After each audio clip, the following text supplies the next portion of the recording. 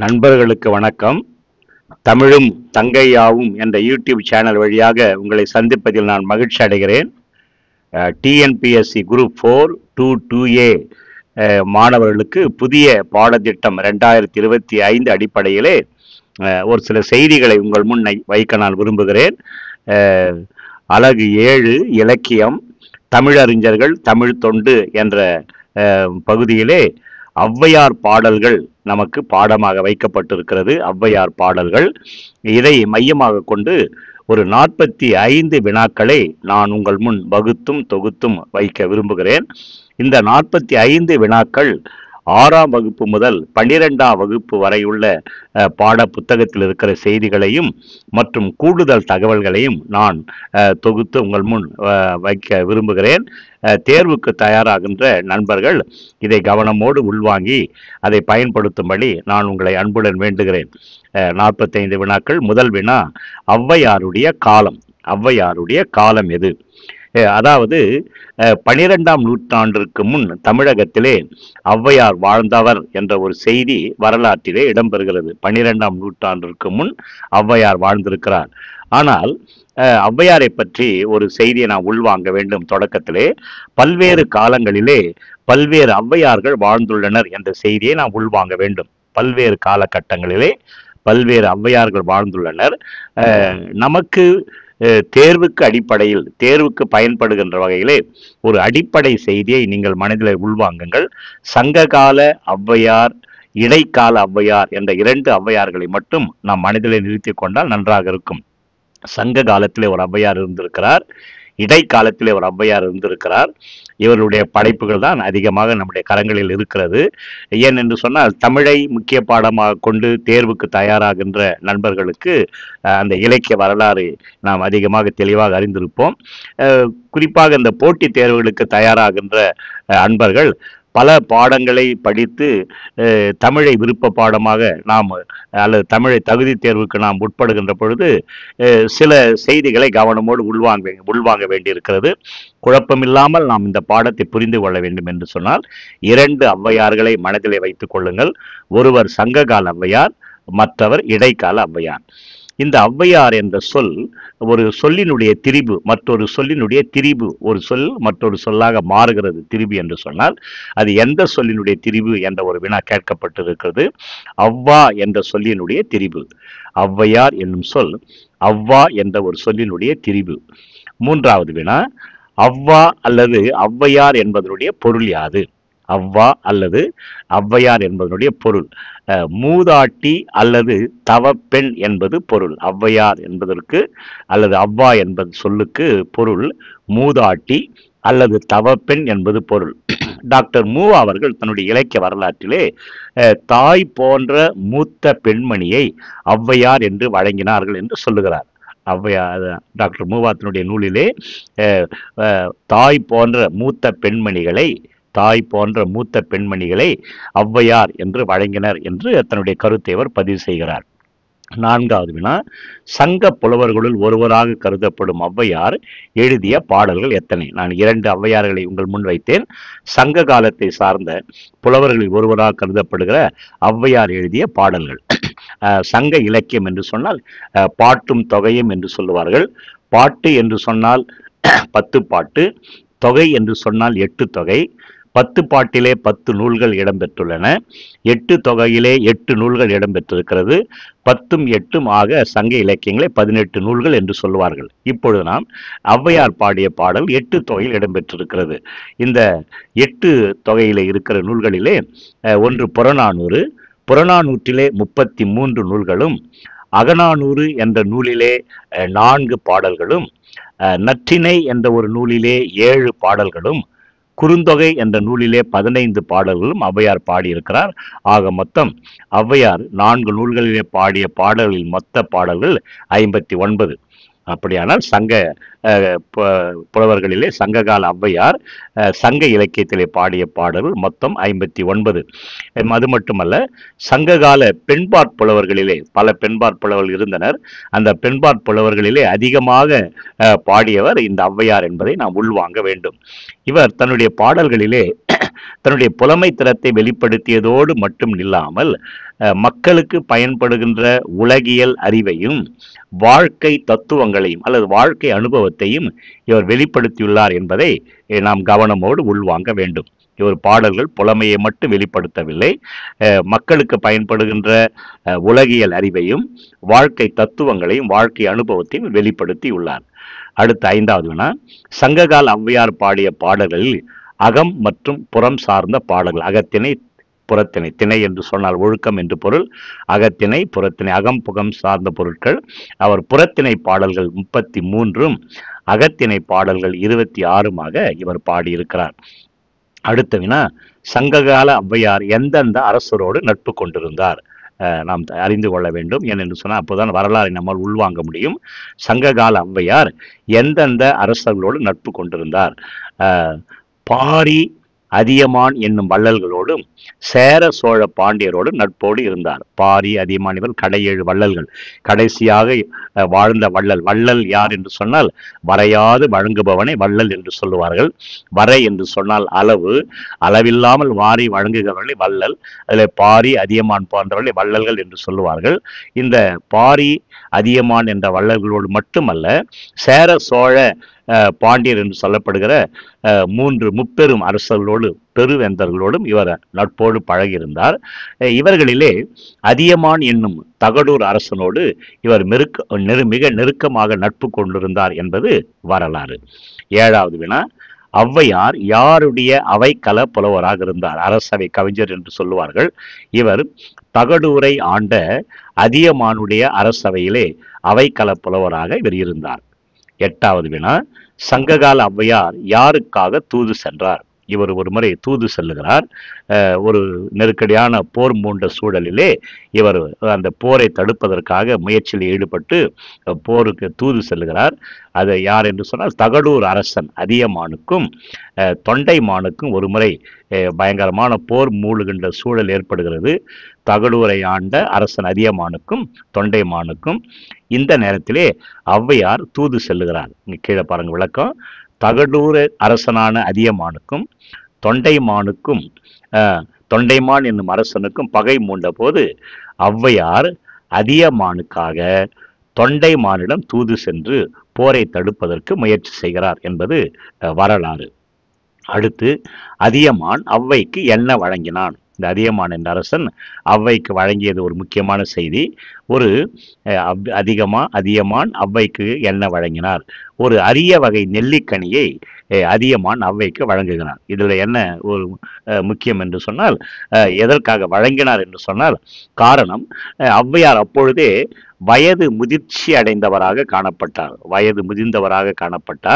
எனவே அவர் நீண்ட காலம் உயிரோடு இருந்து அவர் சமுதாயத்திற்கும் தமிழுக்கும் தொடர்ந்து அவர் பணியாற்ற வேண்டும் என்ற நல்ல எண்ணத்திலே அவருடைய ஆயுள் நீட்டிப்பிற்காக தனக்கு கிடைத்த நெல்லிக்கனியை தான் உண்ணாமல் அதியமான் ஔவையாருக்கு கொடுத்து அவர் உண்ணுமாறு செய்தான் என்பது வரலாற்று செய்தி. அடுத்து 10வது வினா, மன்னரின் அளவு கடந்த அன்பினால் யாருடைய அரண்மனையில் அவர் தங்கிவிட்டார்? இவர் பெரும்பாலும் புலவர்கள் ஒரு இடத்தில் தங்க மாட்டார்கள். ஒவ்வொரு அரசனாக பார்த்து பாடலை பாடி பரிசிலை பெற்று தங்கள் வாழ்நாளை கடத்துகின்ற ஒரு சூழல் பெரும்பாலும் புலவர்களிடம் உண்டு. ஆனால் இவர் ஒரு அரண்மனையில் அதிகமாக தங்கிவிட்டார் என்று சொல்லுவார்கள். மன்னன் அதியமானுடைய அரண்மனையிலே இவர் நீண்ட காலம் தங்கினார் என்று சொல்லுவார்கள். 11வது வினா, உலகமே வறுமை உற்றாலும் கொடுப்பவன் அதியமான். இது ஒரு பாடலடி, ஒரு கூற்று. இது யாருடைய கூற்று என்பது பதில். உலகமே வறுமை உற்றாலும் வரையாது கொடுப்பவர் ஔவையார் என்பதை நாம் உள்வாங்க வேண்டும். 12வது வினா, சங்க காலத்துக்கு பின்னர் தோன்றிய ஔவையாருடைய சமகால புலவர்கள் யார்? சங்க காலத்திற்கு பின்னர். இப்போ நம்ம அடுத்து எங்க போறோம்னு கேட்டா பிற்கால, அதாவது 2வது ஔவையார், இடைக்காலத்தில் தோன்றிய ஔவையார். இவர் வாழ்ந்தபோது அவருக்கு சமகாலத்திலே வாழ்ந்த புலவர்கள் யார் என்று சொன்னால் கம்பர், ஒட்டக்கூத்தர், புகழேந்தி புலவர், ஜெயங்கொண்டான் என்பவர்கள் இடைக்கால ஔவையாருடைய காலத்தில் வாழ்ந்த சமகால புலவர்கள் என்பதை நாம் உள்வாங்க வேண்டும். அடுத்து, பின்னர் தோன்றிய ஔவையாருடைய அரசியல் தொடர்பு யாது? அதாவது இடைக்காலத்தில் தோன்றிய ஔவையார் நம்ம புரிந்து கொள்ள வேண்டும் என்று சொன்னால் இரண்டாவது ஔவையார். புரிந்து கொள்கின்ற வகையில் எளிமையான முறையில் உங்கள் நான் முன் கருத்தை பதிவு செய்கிறேன். முதலில் தோன்றிய ஔவையார், முதலில் நாம் பார்த்த ஔவையார் சங்ககால ஔவையார், பின்னர் நாம் இப்பொழுது பார்க்க இருக்கின்ற ஔவையார் இடைக்கால ஔவையார். இவருடைய அரசியல் பின்னணி என்பது சற்று வித்தியாசமாக இருந்தது. இந்த சங்ககால ஔவையாருக்கு பின்னர் தோன்றிய ஔவையார் இலக்கிய உலகிலே பெரும் புகழ் பெற்றார். அதாவது சங்ககால ஔவையார் சளைத்தவர் அல்ல. 59 பாடல்களை சங்க இலக்கியத்தில் 8 தொகையிலே பதிவு செய்திருக்கிறார். இருந்தாலும் கூட அவரளவுக்கு இவர் இடைக்கால ஔவையார் பாடவில்லை என்றாலும் கூட ஒரு சிறு சிறு நூல்கள் எழுதினாலும் கூட மிக பெரும் புகழ் பெற்றவர் இந்த இடைக்கால ஔவையார் என்று சொல்லலாம். அதாவது சாமானிய மக்களுக்கு சேருகின்ற வகையிலே இவருடைய பாடல்கள் படைப்புகள் இருந்தன என்பதை நாம் உள்வாங்க வேண்டும். சங்ககால ஔவையார் என்பவர் நாட்டை ஆண்ட அரசர்களோடு மட்டுமே நட்பு கொண்டிருந்தார். அரசர்களோடு மட்டுமே அவருக்கு தொடர்பு இருந்தது. ஆனால் இந்த ஔவையார் இவரும் மன்னர்களோடு தொடர்பு கொண்டிருந்தார். பாருங்க, இந்த ஔவையார் சோழ அரசனுடைய அவைக்களத்தில் இடம்பெற்று இருந்தார். அது மட்டுமல்ல, சில பகுதிகளை ஆண்ட சிற்றரசர்களோடு இவர் பழக்கத்தில் இருந்தார். அதைவிட முக்கியமானது என்ன என்று சொன்னால், இவர் இதோடு நில்லாமல் ஊர் ஊராக சென்று சிற்றூர்களிலே உள்ள சிறு குடிசைகளிலே வாழ்ந்த உழவர்களோடு பழகி அவர்களோடு தங்கி அவர்கள் அன்போடு தந்த கூழை வாங்கி குடித்து ஊர்தோறும் பாடல்களை பாடி சென்றார் என்பது வரலாறு. இதனாலே இவருக்கு ஒரு சிறப்பு பெயர் உண்டு. சான்றோர்கள் இவரை கூழுக்கு பாடியவர் என்று இவரை சொல்லுவர். கூழுக்கு பாடியவர் யார் என்ற, கூழுக்கு பாடிய கவிஞர் யார், புலவர் யார் என்ற ஒரு வினா ஒருமையானால் கூழுக்கு பாடிய புலவர் ஔவையார் என்று நாம் பதில் தர தெரிந்து கொள்ள வேண்டும். அதாவது ஏழை உழைப்பாளிகளின் குடும்பத்தோடு இவர் அன்போடு ஒன்றி வாழ்ந்தார் என்பது வரலாறு. அடுத்த வினா, இவர் சிறுவர்களுக்காக பாடிய நூல்கள் எவை? 14வது வினா, இவர் சிறுவர்களுக்காக பாடிய நூல்கள் 2. ஒன்று ஆத்திச்சூடி, மற்றது கொன்றை வேந்தன். பின்னால் இந்த நூல்களை பற்றி நாம் பார்க்க இருக்கிறோம்.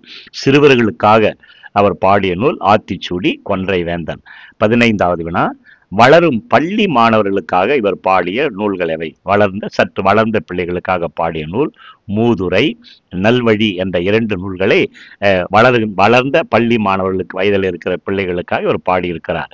இந்த நூல்கள் நீதிகளையும் வாழ்க்கை உண்மைகளையும் தன் பாடல் வழியாக எடுத்து உரைக்கின்றன. அது மட்டுமல்ல, சிறு சிறு சொற்றொடர்களிலே ஆழ்ந்த பொருள் உடையனவாக இவை இன்றும் அமைந்து மக்கள் மனதிலே நின்று நிழலாடுகிறது என்பதை நாம் உள்வாங்க வேண்டும். அடுத்து 16வது வினா, 12ஆம் நூற்றாண்டை சார்ந்த ஔவையார் இயற்றிய நூல்கள் எவை? இப்போ நம்ம பார்த்து 2ஐயும் தொகுத்து பார்க்க போகிறோம். இடைக்காலத்திலே 12ஆம் நூற்றாண்டை சார்ந்த நீங்கள் புரிந்து கொள்ள வேண்டும் என்று சொன்னால், 2வது ஔவையார் அவர் இயற்றிய நூல்கள் 1 ஆத்திச்சூடி, மற்றது கொன்றை வேந்தன், 3 நல்வழி, அடுத்து மூதுரை. இந்த 4 நூல்கள் மட்டுமே திட்டவட்டமாக இவர் எழுதியதாக நம்மால் சொல்ல முடிகிறது. சில பதிவுகளிலே பல நூல்களை தந்திருக்கிறார்கள். ஆனால் அந்த நூல்களிலே ஔவையாருடைய அந்த ஸ்டைல் என்று ஆங்கிலத்தில் நாம் சொல்லுவோம், அவருடைய கருத்து தாக்கம் அவைகளிலே இல்லை. ஆனால் இந்த 4 நூல்களிலே மட்டுமே ஔவையாருடைய நடை, ஔவையாருடைய அந்த ஸ்டைல் இதில் பதிந்திருப்பதை நம்மால் காண முடிகிறது. எனவே டாக்டர் மூவா போன்ற தமிழ் பேராசிரியர்கள் ஔவையாருடைய நூல்கள் எவை என திட்டமாக சொல்ல வேண்டும் என்று சொன்னால் ஆத்திச்சூடி, கொன்றை வேந்தன், நல்வழி, மூதுரை இவற்றை மட்டுமே இவர்கள் குறிப்பிட்டு விளக்கி இருக்கிறார்கள். அடுத்து, ஔவையார் இயற்றி கிடைக்காத பிற நூல்கள் எவை? இவர் பிற நூல்களை எழுதியிருக்கிறார், ஆனால் நமக்கு கிடைக்கவில்லை. கிடைக்காத ஔவையார் எழுதிய நூல்கள் கல்லொழுக்கம், அடுத்து நன்னூற்கோவை, அடுத்து பத்தனந்தாதி, அடுத்து அருந்தமிழ் மாலை, தரிசன பத்து, அசதி கோவை. இந்த நூல்களை டாக்டர் மூவா அவர்கள் தன்னுடைய இலக்கிய வரலாற்றில் பதிவு செய்திருக்கிறார். ஔவையார் எழுதி நமக்கு கிடைக்காத நூல்கள் கல்லொழுக்கம், நன்னூற்கோவை, பத்தனந்தாதி, அருந்தமிழ் மாலை, தரிசன பத்து, அசதி கோவை. இதிலே அசதி கோவையிலே ஒரு சில பாடல்கள் கிடைத்துள்ளதாக அவர் பதிவு செய்திருக்கிறார். அடுத்த வினா, நண்பர்கள் இதை கவனத்தோடு பதிவு செய்து பயன்படுத்தி கொள்ளும்படி அன்புடன் வேண்டுகிறேன். அடுத்து, ஔவையாரை பின்பற்றி ஒரு புதிய ஆத்திச்சூடி ஒரு கவிஞர் பாடுகிறார். அந்த கவிஞர் யார்? இது வினா கேட்கப்பட்டிருக்கிறது. பாரதியார். ஔவையார் பாடியது ஆத்திச்சூடி. புதிய ஆத்திச்சூடி என்ற பெயரிலே பாரதியார் ஒரு நூலை எழுதியிருக்கிறார். அது வினாவாக கேட்கப்பட்டிருக்கிறது. அடுத்து 19வது வினா, ஆத்திச்சூடி பற்றி விவரி. ஆத்திச்சூடியை பற்றி நாம் தெரிந்து கொள்ள வேண்டும் அல்லவா? எனவே அதன் அடிப்படையிலே வினாக்கள் கேட்பதற்கு வாய்ப்புண்டு. நூல் பற்றிய ஒரு சில குறிப்பு. அதாவது 12ஆம் நூற்றாண்டை சார்ந்த ஔவையார் இயற்றியது, இடைக்கால ஔவையார் இயற்றிய நூல் இது. சிறுவர்கள் எளிதிலே மனப்பாடம் செய்து மனதிலே இருத்தும் வகையிலே இந்த நூல் அமைந்திருக்கிறது. சிறு குழந்தைகள் சீக்கிரத்தில் மனப்பாடம் செய்கிற மாதிரி இந்த நூல் அமைந்திருக்கிறது. சிறு சிறு சொற்களிலே அமைக்கப்பட்டு மிக எளிமையாக காணப்படுகிறது. சின்ன சின்ன சொற்கள். இன்னும் தெளிவாக சொல்ல வேண்டும் என்று சொன்னால், தமிழின் உயிரெழுத்துக்களை சிறுவர்களுக்கு கற்பிப்பதே இந்த ஆத்திச்சூடியினுடைய நோக்கம். இந்த ஆத்திச்சூடிய நோக்கம் தமிழின் உயிரெழுத்து மெய்யெழுத்து என்று சொல்லுவார்கள். இந்த உயிரெழுத்துக்களை பற்றி குழந்தைகள் தெரிந்து கொள்ள வேண்டும் என்பதற்காக இந்த நூலை அவர் எழுதியிருக்கிறார். 20வது வினா, கொன்றை வேந்தன் பற்றி விவரி. இதுவும் ஔவையார் இயற்றியது. அதை நாம் திட்டமாக இதை உள்வாங்க வேண்டும். பாருங்க பதில். ஔவையார் இயற்றிய நூல் இந்த கொன்றை வேந்தன் என்பது.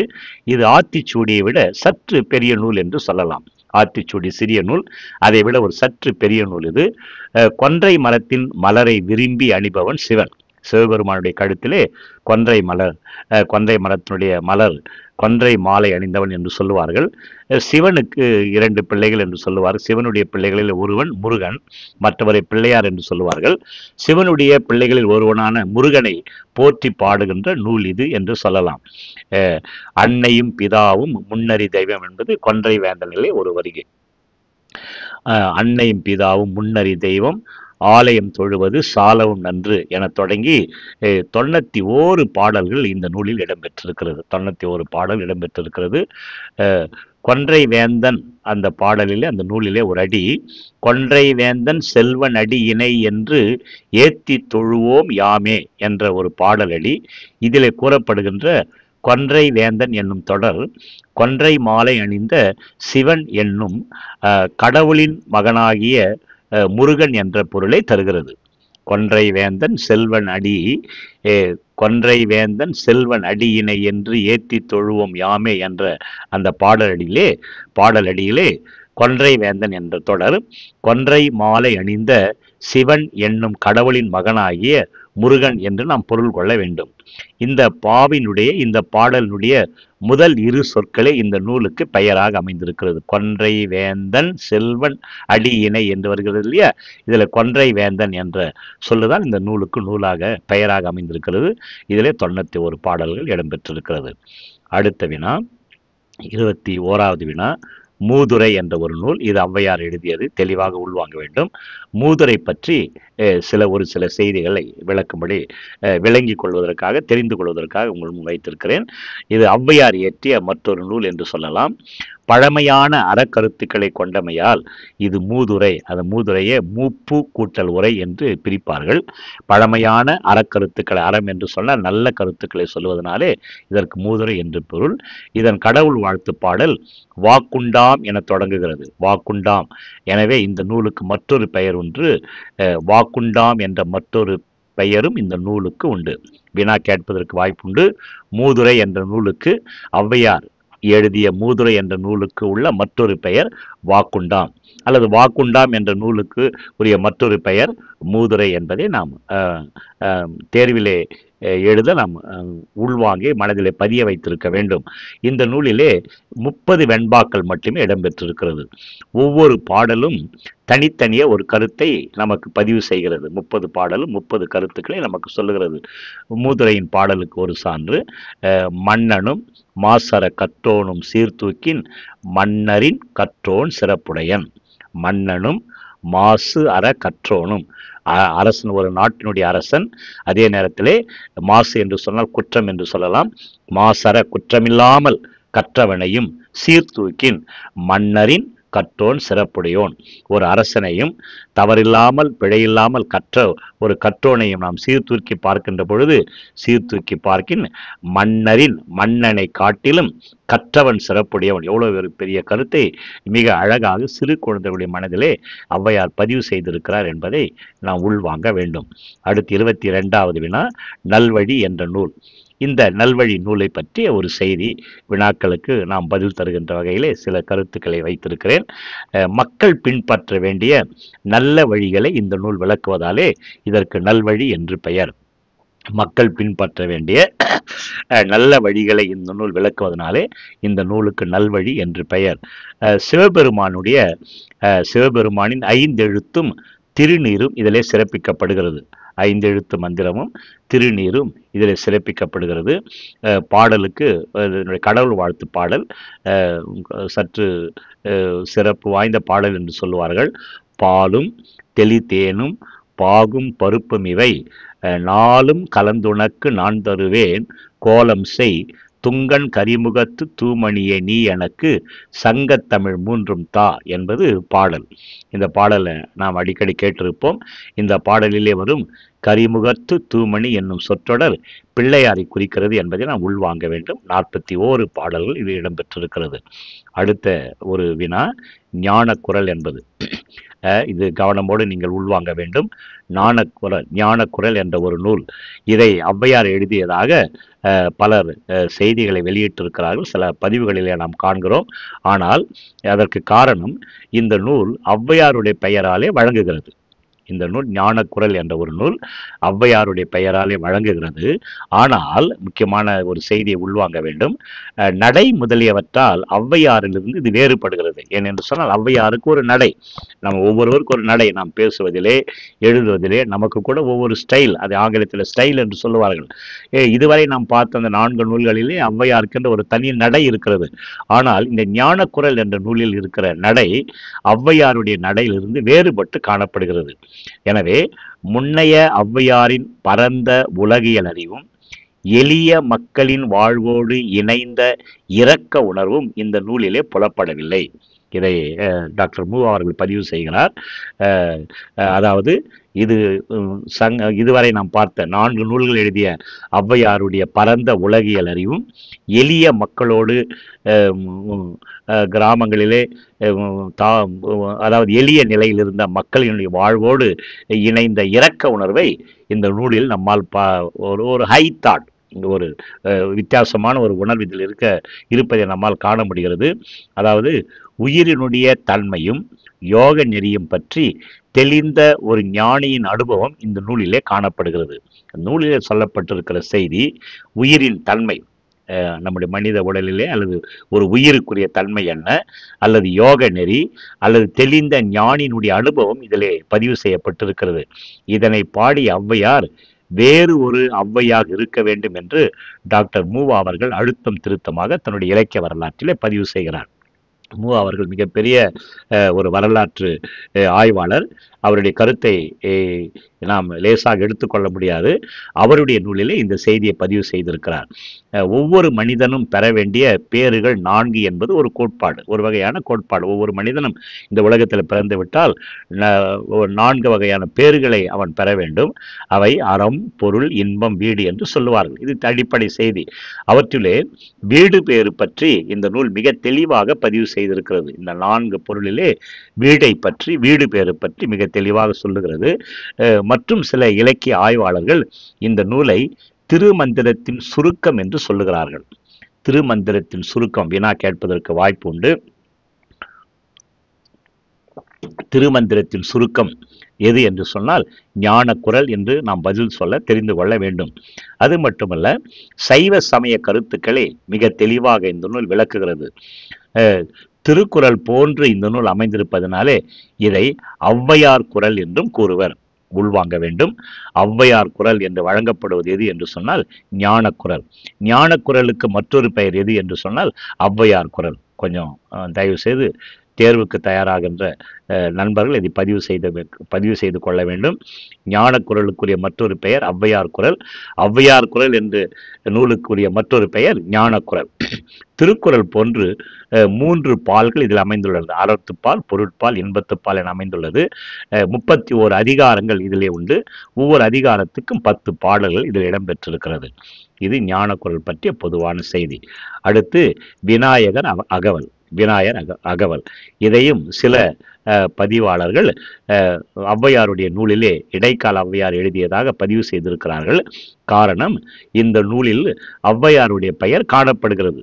இதை எழுதியவர் விநாயகர் அகவல் எழுதியவர் ஔவையார் என்று பதிவு செய்திருப்பதனாலே ஔவையார் எழுதிய நூலாக இதை சிலர் கருத்தை தெரிவித்திருக்கிறார்கள். ஆனால் டாக்டர் மூவா அவர்கள் ஔவையார் பெயர் பூண்ட வேறொரு புலவராலே இது பாடப்பட்டது என்று பதிவு செய்திருக்கிறார். நாம் எந்த ஒரு கருத்தாக இருந்தாலும் பாசிட்டிவ் நெகட்டிவ் இரண்டையும் நாம் உள்வாங்க வேண்டும். அதனால தான் அந்த நூல்களை பதிவு செய்து உங்கள் முன் வைத்திருக்கிறேன். இல்லைன்னா இது ஔவையார் எழுதலை அப்படின்னு சொல்லி நான் விட்டிருப்பேன். ஏனென்று சொன்னால் நாம் அறிந்து ஆய்வு செய்ய வேண்டிய கருத்துக்களை இவையெல்லாம். டாக்டர் மூ அவர்கள் மிகப்பெரிய ஒரு பேரறிஞர். அவர் தெளிவாக பதிவு செய்திருக்கிறார். ஔவையார் பெயரை கொண்ட வேறொரு புலவராலே இது பாடப்பட்டது என்று பதிவு செய்திருக்கிறார். அதாவது பக்தி கால இறுதியிலே இந்த நூல் வெளிவந்தது என்று சொல்லலாம். பக்தி சுவை மிகுந்த ஒரு நூல். குறிப்பாக விநாயகரை வழிபடுவோர் இதனை விநாயகர் வழிபாட்டு நூலாக இன்றும் பயன்படுத்துகின்றனர் என்று சொன்னால் மிகையாகாது. அடுத்த ஒரு நூல் 4 கோடி பாடல்கள். இதுவும் ஔவையார் எழுதியதாக பல பதிவுகளில் நம்மால் காணப்படுகிறது. ஆனால் இந்த 4 கோடி, அந்த நூலுடைய பெயர் 4 கோடி பாடல்கள், பலவிதமான செய்திகள், கதைகள் இந்த தொகுப்பை பற்றி பதிவு செய்யப்பட்டிருக்கிறது. அதாவது இதுவும் ஔவையார் பெயராலே வழங்கப்படும் நூல் என்பர். ஆனால் இதை ஔவையார் தான் எழுதினார் என்று திட்டமாக சொல்வதற்கு நமக்கு சான்றுகள் அழுத்தமாக இல்லை. பல கதைகள் இதை பற்றி வழங்கப்படுகிறது. அதாவது ஒரு முறை ஔவையார் சங்க புலவர்களை காண்பதற்காக சென்றிருக்கிறார். அந்த சங்க புலவர்கள் அனைவரும் கவலையோடு காணப்பட்டனர். ஔவையார் அந்த புலவருடைய கவலைக்கு என்ன காரணம் என்று வினவுகிறார்.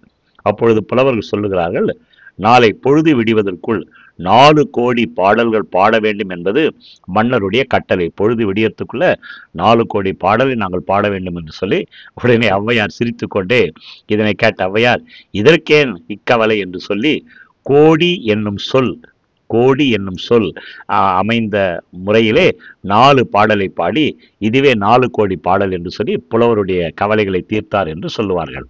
அடுத்து 26வது வினா திருவள்ளுவ மாலை. திருக்குறளை புகழ்ந்து பாடிய ஒரு நூல். அதை திருவள்ளுவ மாலை என்று சொல்வார்கள். அதிலே அணுவை துளைத்து 7 கடலை புகட்டி குறுகத் தரித்த குறள். அதாவது கடுகை துளைத்து 7 கடலை புகுட்டி குறுகத் தரித்த குறள் என்ற ஒரு பாடல். கடுகு என்பது மிக சிறியது, அதே நேரத்தில் அழுத்தம் மிகுந்தது. கடுகு சிறுத்தாலும் காரம் சிறுக்காது என்று சொல்வார்கள். அந்த கடுகை துளைத்து, நாம் புரிகிற மாதிரி சொல்லணும்னு சொன்னால், கடுகை ஒரு சின்ன ஓட்டை பண்ணி அதில் 7 கடலை நம்ம இன்சர்ட் பண்ணால் எந்த அளவுக்கு அந்த கடுகு அழுத்தம் உள்ளதாக ஸ்டஃப்பாக இருக்குமோ அது போல மிக சிறிய குரட்பா மிகப்பெரிய கருத்தை தன்னகத்தை கொண்டிருக்கிறது. இது ஒரு புலவர் பாடுறாரு. இது கடுகு என்னடா கடுகு என்று சொல்லி அணுவை துளைத்து, அணு என்று சொன்னால் நம்ம அறிவியல் அடிப்படையிலே பிரிக்க முடியாத மூலக்கூறை நாம் அணு என்று சொல்லுவோம். அதுக்கு மேல அது பிரிக்க முடியாது, மிகச்சிறிய ஒரு துகள். அந்த அணுவை துளைத்து அதுக்குள்ள ஒரு 7 கடலை உள்ள இன்சர்ட் பண்ணி எந்த அளவுக்கு அது ஸ்டஃப்பா இருக்குமோ அந்த அளவுக்கு செறிவு மிகுந்தது குறள் என்பதை இவர் ஔவையார் பாடியிருக்கிறார் திருவள்ளுவ மாலையிலே. பாடுபட்டு தேடிய பணத்தை புதைத்து வைக்காதீர் என்று பாடியவர் யார்? அடுத்த ஒரு வினா எண் 27. கொஞ்சம் உங்க பார்வைக்கு நான் வைக்கிறேன். பாடுபட்டு தேடிய பணத்தை புதைத்து வைக்காதீர் என்று பாடியவர் ஔவையார். நம்ம கஷ்டப்பட்டு சேர்த்து வைக்கிற பணத்தை நாம் புதைத்து வைக்காமல் மற்றவருக்கு கொடுக்க வேண்டும் என்ற கருத்து. 28வது வினா கற்றோருக்கு சென்ற இடமெல்லாம் சிறப்பு. படித்தவன் எங்க போனாலும் அவனுக்கு மதிப்பும் மரியாதையும் பாடியவர் ஔவையார். இளமையில் கல் என்று பாடியவர் யார்? சிறு வயதிலேயே நாம் படிக்க வேண்டும் பாடல் வரி. இதை பாடியவர் ஔவையார். இவையெல்லாம் வினா கேட்பதற்கு வாய்ப்புண்டு. 30வது வினா, சனி நீராடு பாடியவர் ஔவையார். மனசுல பதிய வச்சுங்க. நீரின்றி அமையாது யாக்கை யார் பாடியது? நீரின்றி அமையாது யாக்கை ஔவையார் பாடியது.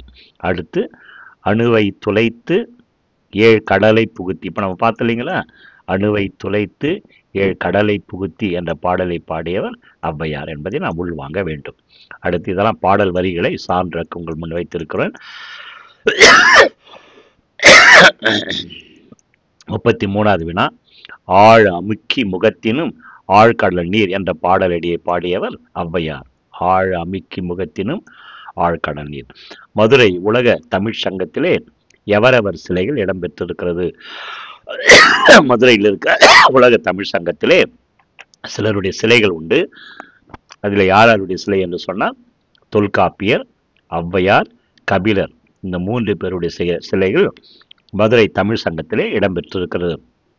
35வது வினா, தொண்டை மானிடம் பேசி போரை தவித்தவர் யார்? முன்னரிடம் பார்த்தோம், ஔவையார். திரும்ப வந்திருக்குது. அடுத்து 36வது வினா, ஔவையாருடைய பேச்சை கேட்டு போரை நிறுத்திய மன்னன். தூது போனார் இல்லைங்களா, உடனே ஔவையாருடைய பேச்சை கேட்டு அந்த போரை நிறுத்தியவன் தொண்டைமான் என்பதை நாம் உள்வாங்க வேண்டும். அந்த போர், அந்த அந்த தூது செல்லுகின்ற பொழுது ஒரு செய்தியை அவர் சொல்லுகிறார். 37வது வினா, தொண்டைமானிடம் ஔவையார் பேசும்போது அந்த அதியமானுடைய போர்க்கருவிகளை பற்றி சொல்லுகிறார். அதியமான் அடிக்கடி போர் புரிவதாலே, இதெல்லாம் பிராக்கெட்ல தெளிவுக்காக போட்டிருக்கிறேன், அதாவது அதியமானுடைய போர்க்கருவிகள் நுனி ஒடிந்தும் கூர் முழுங்கியும் பட்டறையிலே காணப்படுகிறது என்று சொன்னான். அவருடைய போர்க்கருவிகள் நுனி ஒடிந்தும் கூர் மழுங்கியும். காரணம், அதியமான் அடிக்கடி போர் செய்வதனாலே, அந்த அளவுக்கு மிக சிறந்த வீரன். அதனால அவருடைய போர் வில்லும் வேலும் வாளும் நுனி ஒடிந்தும் கூர் மொழிங்கும் காணப்படுகிறது என்ற ஒரு கருத்தை பதிவு செய்கிறார். 38வது வினா, மருந்தே ஆயினும் விருந்தொடுவுன். மருந்து சாப்பிட்டா கூட விருந்தினருக்கு கொடுத்து திருக்குறள்ல கூட இது வருது. இதை பாடியவர் ஔவையார். அடுத்து, நிதியை மனம் போன போக்கில் கையாளுபவர்கள் பற்றி ஔவையார் கருத்து. நிதி என்று சொன்னால் பணம். பணத்தை கையாளுகின்ற பொழுது கவனமோடு, ஆன முதலில் அதிகம் செலவானால் மானம் அழிந்து மதிக்கட்டு.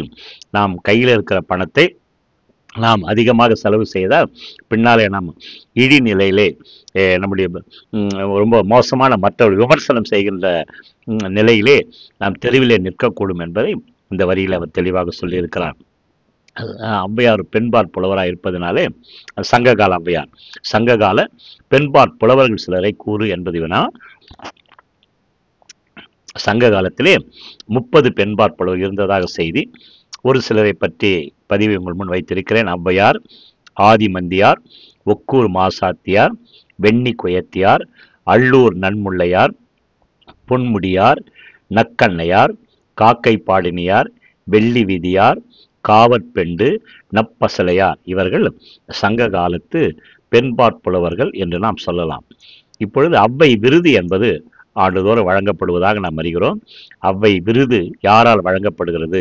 தமிழக அரசு இந்த ஔவை விருது என்பதை இன்றைக்கு வழங்கி கொண்டு ஔவையாருடைய சிறப்பை உலகறிய செய்து கொண்டிருக்கிறது. 42வது வினா, சான்றோர் இனத்திரு. சான்றோரோடு நாம் சேர்ந்திருந்தால் சமுதாயத்தில் சிறந்து நாம் விளங்க முடியும் என்பதற்கு இந்த வரியை பயன்படுத்துகிறார். பாடியவர் ஔவையார். அடுத்த வரி, கற்றது கைமண் அளவு கல்லாதது உலகளவு. யார் பாடியது? ஔவையார். ஃபேமஸான ஒரு லைன் இது. இதை பாடியது ஔவையார். கூழுக்கு பாடியவர் என்று பெயர் பெற்ற புலவர் யார்? ஏற்கனவே நான் பதிவு செய்திருக்கிறேன். இதை பாடியவர் ஔவையார். கடைசி ஒரு வினா, ஔவையாருடைய பாடலின் ஒட்டுமொத்த கருத்தை நான் உங்கள் முன் பதிவு செய்திருக்கிறேன். அதாவது ஔவையாருடைய பாடல் எல்லாவற்றையும் நாம் சுருக்கினால் அல்லது அதை அலசி ஆராய்ந்தால் நமக்கு கிடைக்கிற கருத்து என்ன? ஔவையாருடைய பாடலின் ஒட்டுமொத்த கருத்து கொஞ்சம் கவனமோடு உள்வாங்கள். அவருடைய ஔவையாருடைய பாடல்களிலே ஏழைகளுக்கு நாம் உதவி செய்ய வேண்டும் என்ற கருத்தை பதிவு செய்ய இருக்கிறார். செல்வத்தை சேர்த்து வைத்து மறைத்து வைப்பதை வன்மையாக கண்டிக்கிறார். செல்வத்தை நாம் சேர்த்து வைக்கக்கூடாது, மற்றவர்களுக்கு அதை வைத்து நாம் உதவி செய்ய வேண்டும் என்று பதிவு செய்கிறார். கிடைப்பது சிறிதளவே ஆயினும் மன நிறைவோடு சிக்கன வாழ்வை வாழ வேண்டும் என்பார். நமக்கு நாம் உழைத்து அல்லது கொஞ்சம் தான் நம்ம சம்பாதித்தாலும் கூட அதை மனநிறைவோடு நாம் வாழ வேண்டும் என்ற கருத்தை பதிவு செய்கிறார். செல்வம் இல்லாதவர்களுக்கு செல்வம் இல்லாதவர்களும் மானத்தோடு வாழ்க்கை நடத்த வேண்டும். நமக்கு பணம் வருமானம் என்பது குறைவாக இருந்தால் கூட அந்த மானத்தை நாம் விடக்கூடாது என்பதை இங்கே பதிவு செய்கிறார். மதியாதவர்களை மிதிக்கக்கூடாது. மதியாதார் தலைவாசல் மிதிக்க வேண்டாம் என்று நாம் அறியோம். அந்த மதியாதவர்களை மதிக்கக்கூடாது என்ற கருத்தை அவர் தன்னுடைய பாடலில் பதிவு செய்திருக்கிறார். அன்போடு உதவுகின்றவரிடம் எந்த உதவியும் பெறக்கூடாது. அன்பு காட்டுவர்களிடத்தில் நாம் உதவியை பெறக்கூடாது என்ற கருத்து. ஒருவன் வாழ்க்கையில் உயர வேண்டுமானால் சேர்வதற்கு உரிய நல்ல இடம் அறிந்து சேர வேண்டும். ஒருவன் வாழ்க்கையில் உயர வேண்டும் என்று சொன்னால் தான் யாரிடம் சேர்ந்தால் உயர்வோம் என்ற ஒரு எண்ணத்தை உள்வாங்கி அந்த இடத்திலே சேர்ந்து தான் வாழ்க்கையிலே உயர அவன் முயற்சி செய்ய வேண்டும். அதுதான் சான்றோர் இனத்தீரு என்று அந்த வரியிலே அவர் சொல்லுகிறார். வாழ்க்கையிலே உயர வேண்டும் என்று சொன்னால் யாரிடம் சேர்ந்து நாம் நம்ம நடத்தையை நாம் உயர்த்தி கொண்டால் அல்லது யாரோடு நட்பு கொண்டால் உயர முடியும் என்பதற்கு சான்றாக சான்றோர் இனத்தீரு என்ற பாடலடியை நாம் உள்வாங்க வேண்டும். நல்லவர்களை காண்பது, அவர்களின் சொற்களை கேட்பது, அவர்களோடு பழகுவது எல்லாம் நமக்கு நன்மை பயக்கும் என்ற கருத்தை பாடலிலே பதிவு செய்கிறார். நல்லவர்களை பார்ப்பது, அவர்களோடு பேசுவது, அவர் சொற்களை கேட்பது நம் வாழ்க்கையிலே நன்மையை உருவாக்கும். செல்வம் நிலையாமை வற்புறுத்திய போதிலும் இல்வாழ்க்கையை போற்றுகிறார். என்னென்று சொன்னால் செல்வம் நிலையாமை, இருக்கிற செல்வத்தை ஏழைகளுக்குள் என்று சொன்னாலும் கூட இல்வாழ்க்கைக்கு செல்வம் தேவை, பொருள் தேவை என்பதை பாடலிலே பதிவு செய்திருக்கிறார். கணவனும் மனைவியும் கருத்து ஒன்றுபட்டவர்களாக அன்பால் பிணைக்கப்பட்டவர்களாக வாழ்ந்தால் அதுவே நல்வாழ்க்கை. கணவன் மனைவி 2 சக்கரங்கள் போல அவர்கள் ஒன்றாக இருந்தால்தான், அன்பை அடிப்படையாக கொண்டு அவர்கள் மனம் பிணைந்தவர்களாக இருந்தால்தான் அது நல்வாழ்க்கை. அப்படி இல்லை என்றால் அது வாழ்க்கையே அல்ல என்பதை பதிவு செய்கிறார். அன்பும் ஒன்றுபட்ட நெஞ்சமும் இல்லாது கணவியும் மனைவியும் ஏறு மாறாக, அதாவது எடக்கு மடக்காக இருந்தார்கள், அவர்கள் இல்வாழ்க்கையை விட துறவே மேலானது என்று சொல்லுகிறார். அப்போ கணவன் மனைவி என்று சொன்னால் அன்போடு ஒருவரை புரிந்து கொண்டு வாழ்க்கை நடத்த வேண்டும். அந்த புரிதல் இருவருக்கும் இல்லை என்று சொன்னால் துறவு வாழ்க்கையை மேற்கொள்ளலாம் என்று அவர் பதிவு செய்கிறார். அடுத்து, அன்பு இல்லாத பெண்ணிடம் உணவு பெற்று உண்பது கொடுமை என்று சொல்லுகிறார். ஒரு பெண் அல்லது மனைவி அன்பு ததும்ப நம்மை கவனித்துக் கொள்ள வேண்டும். அன்பில்லாத சூழ்நிலையிலே அவருடைய கவனிப்பு நமக்கு தேவையில்லை என்பதை அவகிட்ட இந்த சாப்பாடு வாங்காமல் சும்மா இருக்கிறதே மேலு என்ற ஒரு கருத்தை பதிவு செய்கிறார். வாழ்நாளிலே கற்பது இன்றியமையாதது, ஆனால் கல்வி செருக்கக்கூடாது. ஒவ்வொருவனும் நேரம் கிடைக்கும் வரை, வாழ்நாள் இறுதி வரை அவன் படித்து கொண்டே இருக்க வேண்டும் என்பது பொதுநிலை. ஆனால் தான் படித்த திமிர் அவனிடம் இருக்கக்கூடாது என்பதை அவர் பதிவு செய்கிறார். அறிவின் எல்லையை கண்டவர்கள் அமைதியின் உருவாக விளங்குபவர்கள். படித்தவர்கள் தன்னுடைய அந்த அடக்கத்தை அவருடைய சொல்லிலேயும் செயலிலேயும் காட்டுவார்கள் என்பதை பதிவு செய்கிறார். தாய் தந்தையரை தெய்வமாக போற்ற வேண்டும். அன்னையும் பிதாவும் முன்னறி தெய்வம் என்பதை இங்கே பதிவு செய்கிறார். தாயிடம் அன்பு செலுத்துவது கோயில் வழிபாட்டை விட சிறந்தது. தாயிடம் பலர் இன்றைக்கு சமுதாயத்திலே தாயை நாம் அன்பு செலுத்துகிறோமா என்பது ஒரு கேள்விக்குறி. ஒரு சில இடங்களிலே அதை நாம் தவறுவதை காணலாம். தாயை நேசிப்பது, தாயை அன்பு செலுத்துவது, தாயின் மீது அன்பு செலுத்துவது கோயில் வழிபாட்டை விட ஒரு மிக சிறந்த ஒரு பண்பு என்று அவர் பதிவு செய்கிறார். அதே போல தந்தையினுடைய அறிவுரை என்பது மந்திரங்களை விட சிறந்தது என்று சொல்லுகிறார். வேத மந்திரங்களை விட தந்தையினுடைய அறிவுரை மிக சிறந்தது என்று சொல்லுகிறார். எனவே 45 வினாக்களை நான் உங்கள் முன் வைத்திருக்கிறேன். இவை உங்களுடைய தேர்வுக்கு பயன்படும் என்று நான் விரும்புகிறேன். ஔவையார் பாடல்கள் என்ற தலைப்பிலே இவைகள் உண்டு. ஔவையார் பாடல்கள் என்ற தலைப்பை ஒட்டி இவைகளை நான் உங்கள் முன் வைத்திருக்கிறேன். கவனமோடு உள்வாங்கி ஒரு சில கருத்துக்கள் புரியவில்லை என்று சொன்னால் மீண்டும் மீண்டும் அவற்றை நாம் உள்வாங்கி மனதிலே பதிய வைத்து தேர்வு நேரத்திலே பயன்படுத்த முயற்சி செய்யுங்கள். இது குரூப் 4 2A. அது மட்டுமல்ல, பிஜி, டிஆர்பி போன்ற போட்டித் தேர்வுக்கு தயாராகின்ற அத்தனை மாணாக்கர்களுக்கு இந்த பதிவு பயன்படும். 45 வினாக்களை நான் உங்கள் முன் வைத்திருக்கிறேன். மீண்டும் மீண்டும் இதை கேட்டு தேர்வு நேரத்தில் பயன்படுத்தி இதை வாழ்விலே உயர பயன்படுத்தி கொள்ளுங்கள். இந்த பதிவு உங்களுக்கு பயன்பட்டது என்று சொன்னால் நண்பர்களுக்கு ஷேர் செய்யுங்கள். உங்களுடைய கருத்துக்களை கமெண்ட் பாக்ஸிலே பதிவு செய்யுங்கள். ஒருவேளை நான் சொல்ல தவறிய கருத்துக்களை ஏதேனும் அறிந்தீர்களானால் கமெண்ட் பாக்ஸிலே பதிவு செய்யுங்கள். மற்ற நண்பர்களுக்கு அது பயனுள்ளதாக அமையும். வாழ்க வளமுடன். மற்றொரு சிந்தனையோடு மீண்டும் சந்திப்போம். நன்றி, வணக்கம்.